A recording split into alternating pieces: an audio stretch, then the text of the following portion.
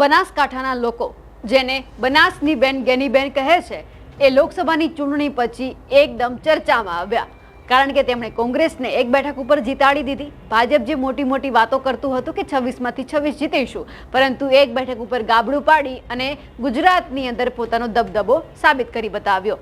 હવે આજે પણ ફરી એકવાર બનાસની બેન ગેનીબેનને નવું બિરુદ મળ્યું છે અને તેઓ ફરી એક વખત ચર્ચામાં આવ્યા છે। નમસ્કાર, નિર્ભય ન્યૂઝ સાથે હું છું રિદ્ધિ।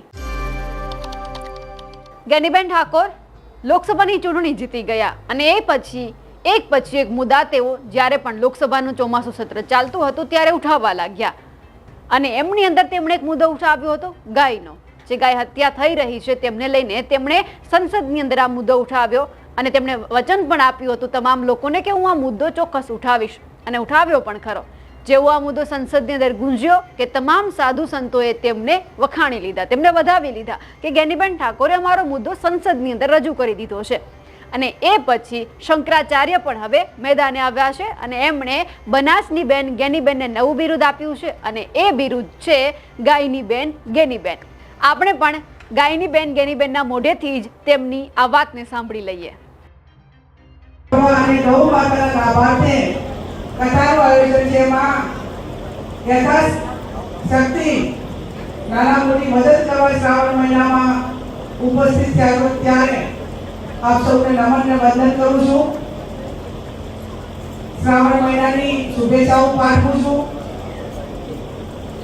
ખૂબ સારું છે કે એક બાજુ શિવ કથા એટલે દેવોના દેવ મહાદેવ, શિવનું નામ આવી જાય એટલે તમામ દેવોની કૃપા આપણા સૌના ઉપર આવી જાય। આપણે રોજિંદાના જીવનમાં હર હંમેશા કોઈ જવાબદારી સ્વીકારવી પડે કે નિર્ણય લેવો પડે ત્યારે કઠોર ભાવે પણ આપણે ઘણા કહેતા વાત સ્વીકાર કરીને એમ કહેવું પડે કે જેમ ભગવાન શંકરે ઝેર પીધું એમ ઝેર પીને પણ અમે કહીએ એમ કરવું પડશે।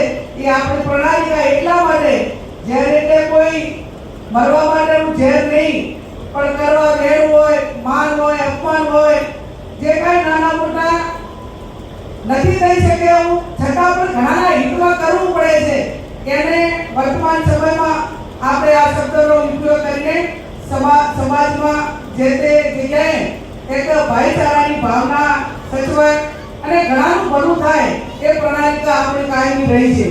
અને આજે શ્રાવણ મહિનામાં ગૌશાળા નિમિત્તે જ્યારે કથાનું આયોજન કર્યું છે ત્યારે મારો હંમેશા સ્વભાવ કાયમનો પ્રેમ સ્નેહ અને લાગણી બચપણથી રહી છે।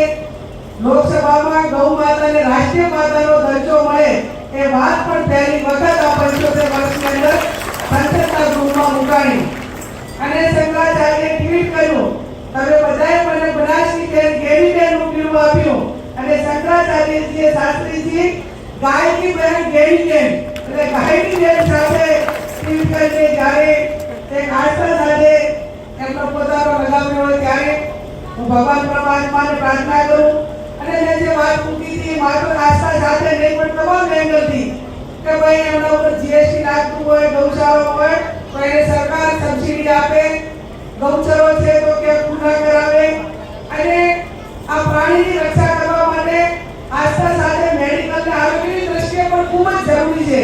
આ તમામ એંગલથી વાત કરીને જ્યારે સંસદમાં મૂકી ત્યારે અનેક સંસદ સભ્યોએ અભિનંદન આપ્યા અને હું તો એટલા સુધી કહું છું કે હું લોકસભા જીતી હોય અભિનંદન મળ્યા એ કદાચ બનાસકાંઠા ગુજરાતમાં મળ્યા છે, પણ ગૌ માતાની વાત મૂકી ત્યારે આખા ભારતમાંથી મને અભિનંદન અને આભાર વ્યક્ત કરવા માટે તેમને ફોન આવ્યો અને આ વાતને આપણે સૌ આગળ વધારીએ ને ભગવાનને પ્રાર્થના કરીએ કે જે સરકારમાં બેઠેલા કે જે સત્તા સ્થાને છે એ સત્તા સ્થાને બેઠેલા લોકો વહેલામાં વહેલી આના માટે પૂર્ણ વિચારણા કરે અને ઘણા લોકોની દેશ ઉપર છે લાગણી, પ્રેમ, સ્નેહ, ભાવ અને માગણી છે એને ગ્રાહ્ય રાખીને આવનાર સમયમાં આ નિર્ણય લે।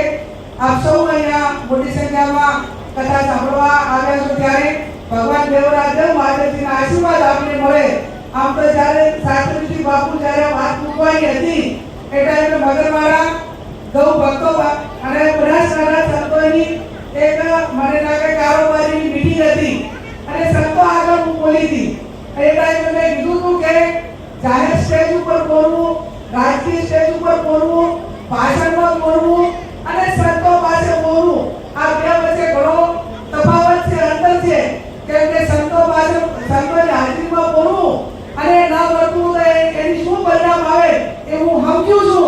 એ વાત કહીને મેં જ્યારે શરૂઆત કરી હતી ત્યારે સાધુ સંતોના આશીર્વાદ મળ્યા, બનાસકાંઠાની જનતાના આશીર્વાદ મળ્યા અને આપ સૌને ખાતરી આપું છું કે મારા લાયક જે કંઈ નાના મોટું કામ હોય એ કામ હું ખૂબ ગંભીરતાપૂર્વક, જવાબદારીપૂર્વક પૂરેપૂરું કરવા માટેનો પ્રયત્ન કરીશ. આ ગૌશાળા નિમિત્તે મારી સંસદની ગ્રાન્ટમાંથી ભૌતિક સુવિધાઓ માટે 3 લાખ રૂપિયાની ગ્રાન્ટની જાહેરાત કરું છું. આપ સૌનો ખૂબ ખૂબ આભાર. બનાસકાંઠાની આ સિંહાણ એક પછી એક નિવેદન આપી રહી છે, એક પછી એક મુદ્દા ઉઠાવી રહી છે લોકોની જે અત્યારે મુશ્કેલી પડી રહી છે તેમને લઈને. અને તેમણે બનાસકાંઠાના લોકોને વચન પણ આપ્યું હતું કે તમને જે મુશ્કેલી પડી રહી છે તેમાં હું તમને મદદ કરીશ, તમારા મુદ્દા હું સંસદ સુધી ઉઠાવવાની છું અને કરી પણ રહ્યા છે. એ પછી એક તેઓ સંસદની અંદર મુદ્દા ઉઠાવતા ગયા અને ગેનીબેન ઠાકોર વધુ એક વખત ચર્ચામાં આવતા ગયા. આપણે તેમના જ મોઢેથી સાંભળ્યું કે તેમણે શંકરાચાર્ય શું કહ્યું છે કે ગાયની બેન ગેનીબેન, એ એટલા માટે કે તેમણે જે ગાયનો જે મુદ્દો છે સંસદની અંદર ઉઠાવ્યો હતો એ પછી ઘણા બધા નિવેદન આપ્યા, ઘણા બધા લોકોની તેઓ પડખે ઊભા રહ્યા તેમને ન્યાય અપાવવા માટે. અમારા અહેવાલ વિશે આપનું શું કહેવું છે કમેન્ટ કરીને ચોક્કસથી જણાવજો. સાથે જ નિર્ભય ન્યૂઝને લાઇક, શેર અને સબસ્ક્રાઇબ કરવાનું ભૂલશો નહીં. નમસ્કાર.